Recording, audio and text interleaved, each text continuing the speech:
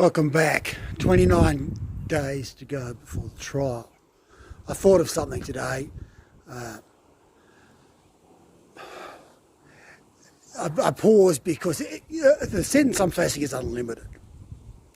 So it could be 500 years or something.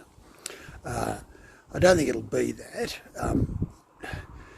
I would say, even if I got sentenced and it was the judge considered it, in the mid-range, and he wanted to make an example or whatever, with the 5 charges, say it could be 30 years. That's not impossible. So 30 year sentence.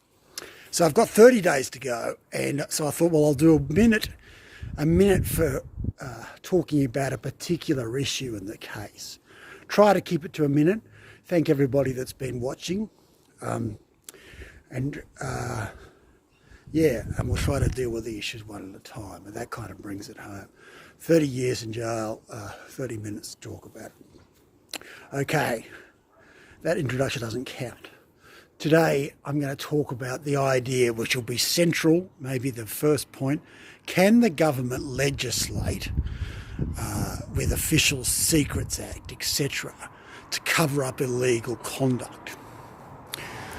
Can they say, if you see the Prime Minister kill someone and you try to talk about it, can they say, well, you can't put the Prime Minister in jail, we're putting you in jail because you're a Secret Service agent and you're covered by the Official Secrets Act, and we're going to put you in jail for talking about that crime that you saw, a bit like a game of Snap, where they see the card, they know that they're liable for a potential crime, but before you can talk about that crime, they snap down with the Official Secrets Act. And it can be, obviously I'm facing longer time in jail than you might for murder.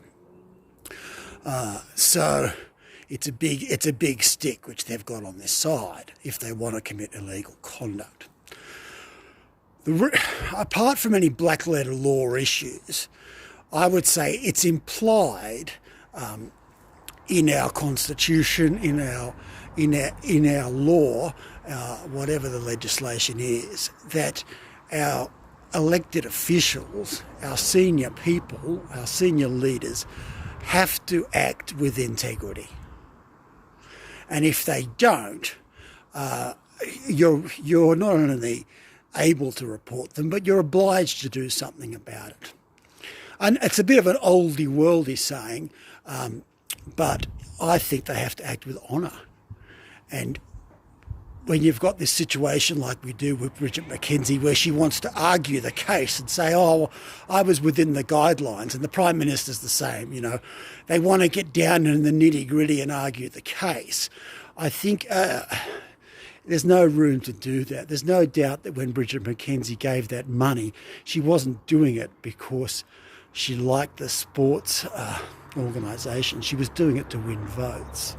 It was a failure of integrity, and no amount of, the fine points of the guideline can change that. And that's what my case is about. I believe the Chief of the Defence Force failed in his integrity.